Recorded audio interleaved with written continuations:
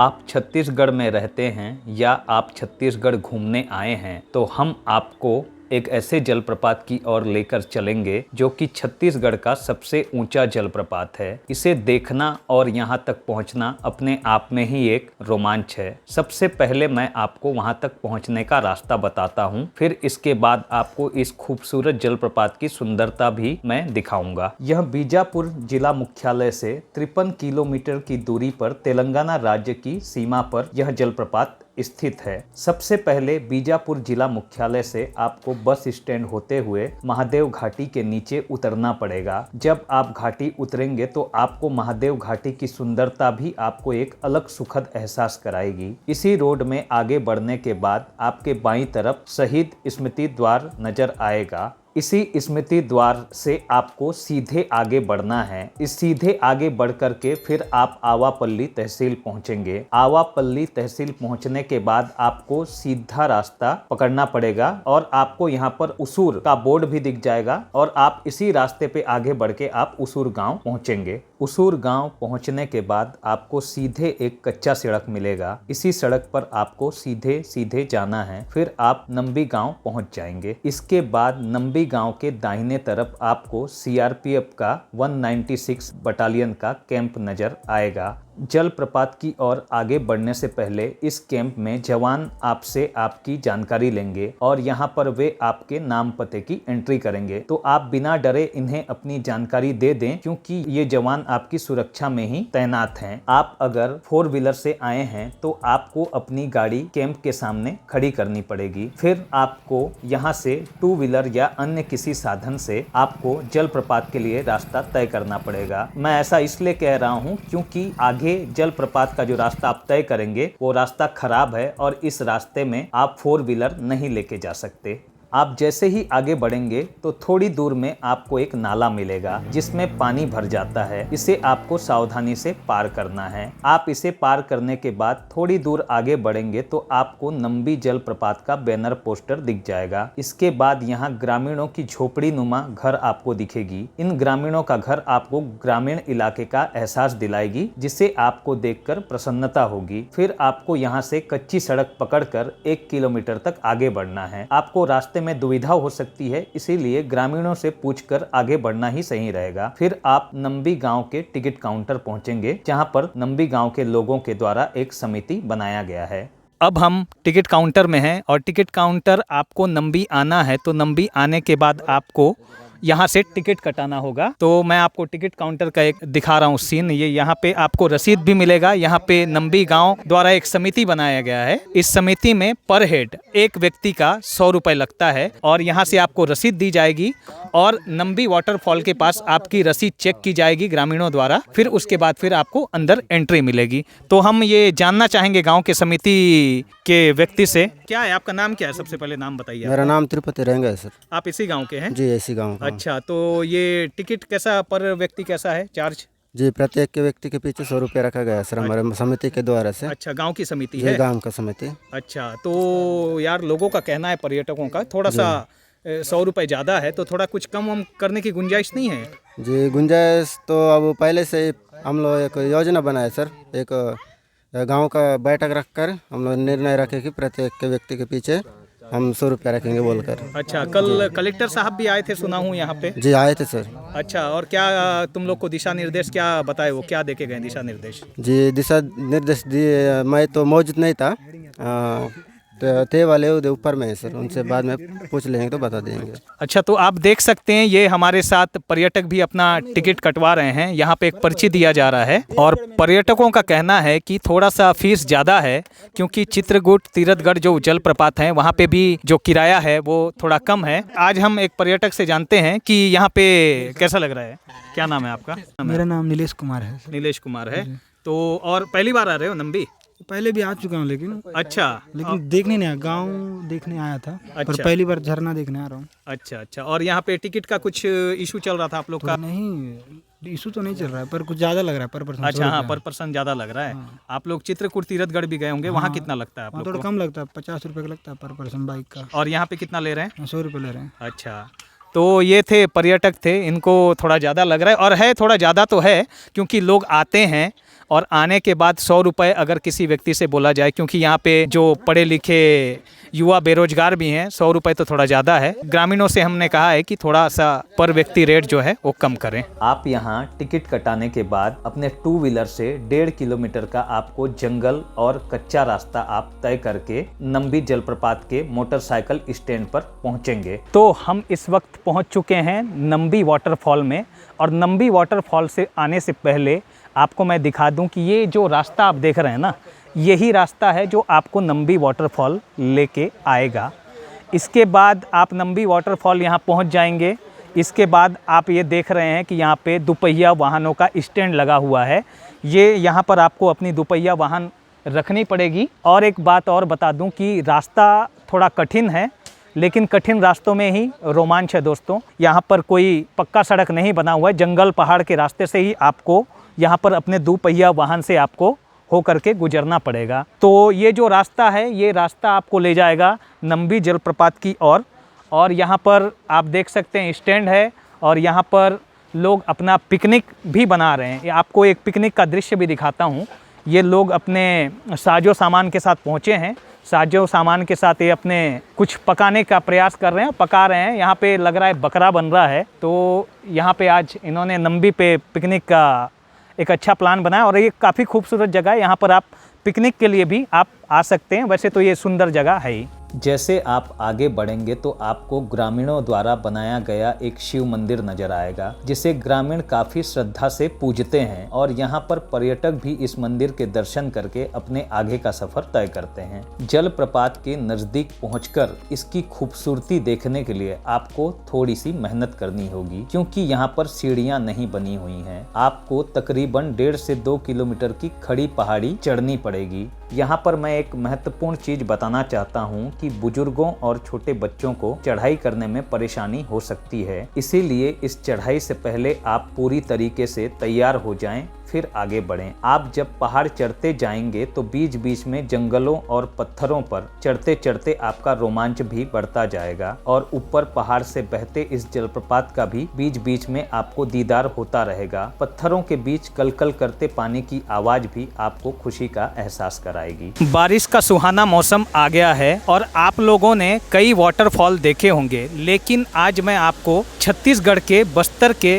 नक्सल इलाके में मौजूद एक ऐसा वाटरफॉल दिखाऊंगा जिसकी खूबसूरती आपको कायल कर देगी, और आप भी इस वाटरफॉल को देख कर कह उठेंगे कि सौंदर्यता कहीं कुदरत ने दी है तो वो बस्तर में ही दी है। तो नमस्कार दोस्तों, मैं हूं गुप्तेश्वर जोशी, और आप देख रहे हैं आपका अपना चैनल द बस्तर पोस्ट। आज मैं आपको बस्तर के एक बेहद ही खूबसूरत जलप्रपात का दीदार कराने जा रहा हूं, तो बने रहिए हमारे साथ। और आप मेरे पीछे ये खूबसूरत वाटरफॉल देख सकते हैं।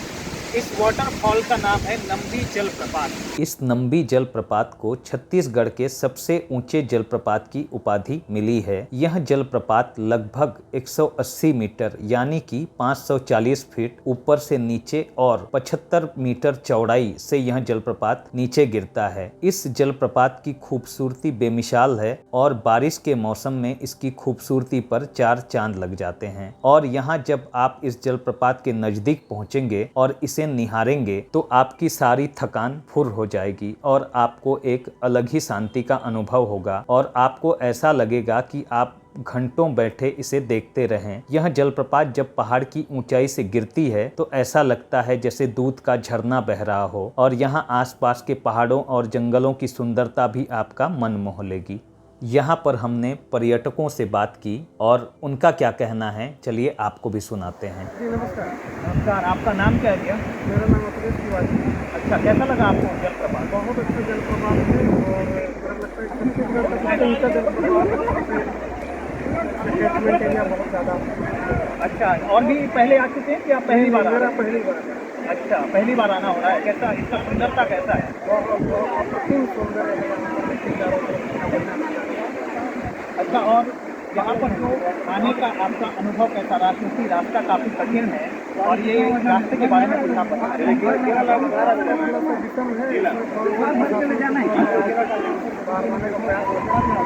और रास्ता सुधरे तो फिर यहाँ पर्यटक, आपका कहना है कि पर्यटक भी यहाँ पर बढ़े। इससे क्या होगा, पर्यटकों की संख्या में वृद्धि होगी और एक इकोनॉमिक जो है तो करने का जरिया बनेगा। बिल्कुल, जैसा कि तिवारी जी ने बताया कि अगर प्रशासन इस जलप्रपात पर अच्छे से ध्यान दे तो ये पर्यटक का एक बहुत बड़ा साधन हो सकता है और यहाँ पर काफ़ी लोगों को रोजगार भी मिलेगा और एक आय भी जनरेट होगी। आपका नाम क्या है? पूनम मसूद। कैसा लगा आपको? अद्भुत। मुझे अपनी कविता की एक लाइन याद आती है कि मैं तुम्हारा हाथ थामे बैठी हूँ लंबी जलप्रपात की दूर में और तितलियाँ मेरे कोसे के कलकत्ता के पुरुष से बतिया रही हैं।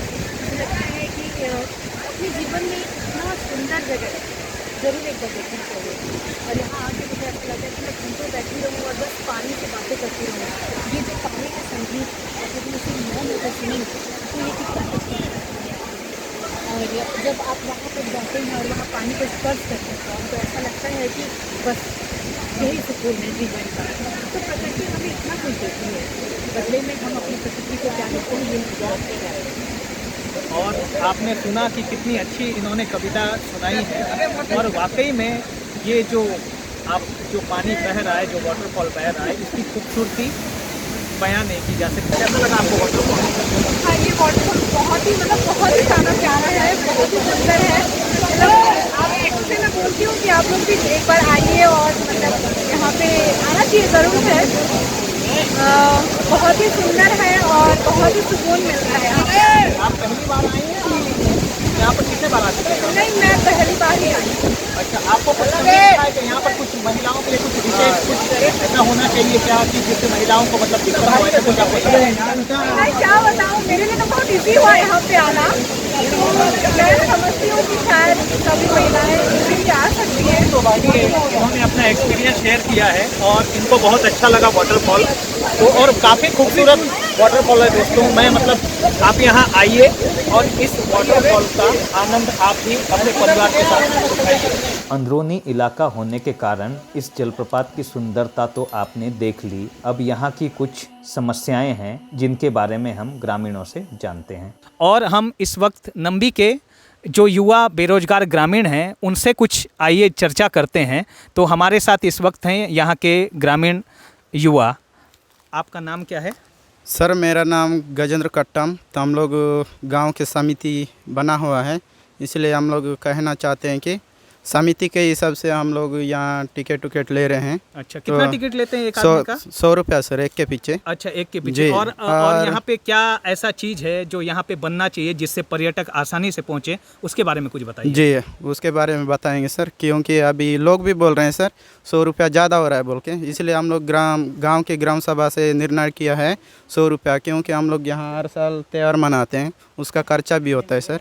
अभी जैसा कि आने गांव से 3 किलोमीटर दूरी है रास्ता, उसको भी हम लोग बनाने के लिए कोशिश कर रहे हैं। अच्छा जी। तो यहाँ पर आपने जो रास्ता है, रास्ता थोड़ा ख़राब है जी। इस रास्ते को बनाने के लिए आपने कब किससे पास आप लोगों ने मांग की है इस रास्ते को बनाने? तो हम लोग अभी तक मांग नहीं किए सर, तो अभी शुरुआत है इसी साल, तो अभी मांग करेंगे, करने के लिए कोशिश भी कर रहे हैं हम लोग गाँव वाले।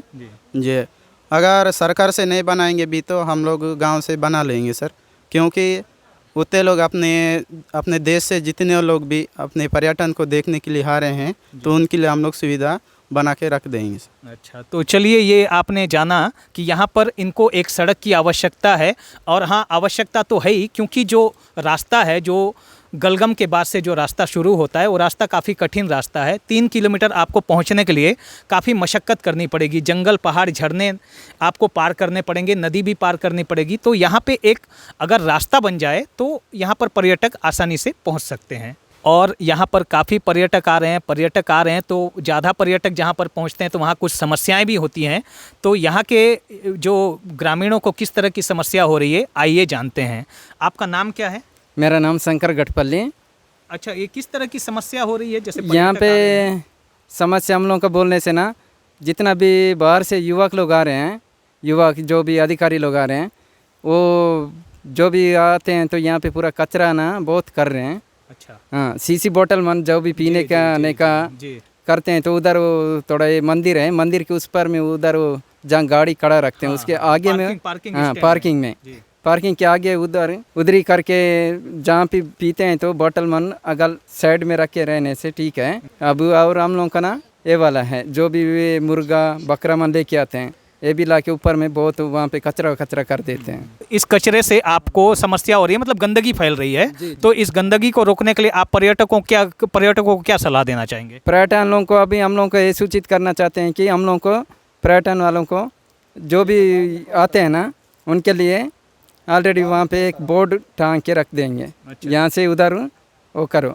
नंबी से 3 किलोमीटर का जो ये रास्ता है जहाँ पर अपन 2 पहिए से आए हैं, वो रास्ता थोड़ा कठिन है। उस रास्ते में पत्थर हैं, कीचड़ हैं, नदियाँ हैं, तो उसके लिए यहाँ के ग्रामीण क्या कर रहे हैं, आइए इनसे जानते हैं। आपका नाम क्या है?